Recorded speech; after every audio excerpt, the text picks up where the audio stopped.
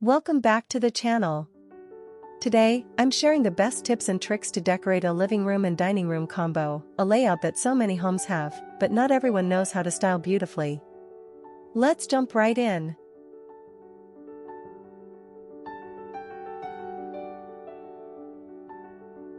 One, start with a unified color palette. When two spaces share the same footprint, color is your best friend. Choose a cohesive palette for both rooms so everything feels connected, yet allow subtle variations. Think, a neutral base for the living area with a pop of color that repeats in the dining zone. This creates flow and makes the entire space feel intentional. 2. Use furniture to define each zone. Instead of using walls, let furniture do the talking. A sofa facing away from the dining area, a console table behind the couch, or a rug under each zone instantly separates the spaces visually while keeping the open concept vibe intact. 3. Choose the right rug sizes. Rugs are one of the easiest zoning tools. Use a large rug for the living room seating area, and a complementary, not matching, rug under the dining table. This helps anchor each space without making the room feel divided. 4. Balance the furniture scale. Both areas should feel equally important. If your dining table is large and dramatic, balance that with a strong sofa or bold artwork in the living room. Avoid making one side heavy and the other side empty. Symmetry and visual weight is key. 5. Repeat textures and materials. If your dining table is wood, bring wood accents into the living room.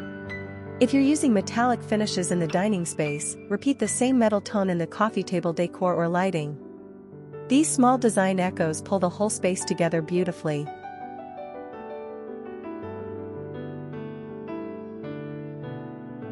6. Maximize vertical space. Open concept rooms can feel cluttered on the floor level, so lift the eye upward.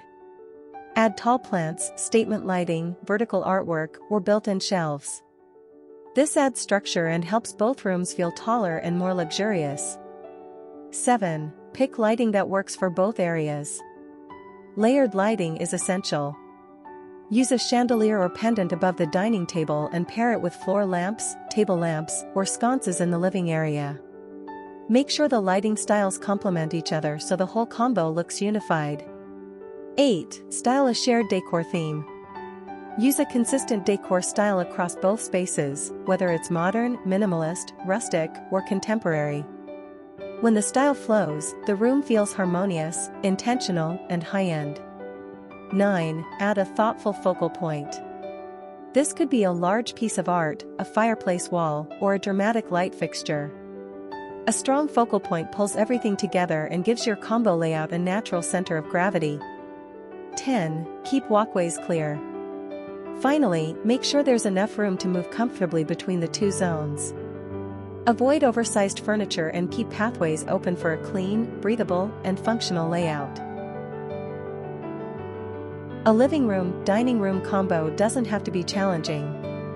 With the right palette, smart zoning, and cohesive styling, you can create a space that feels stylish, balanced, and absolutely beautiful. If you enjoyed these tips, don't forget to like, subscribe, and stay tuned for more interior inspiration.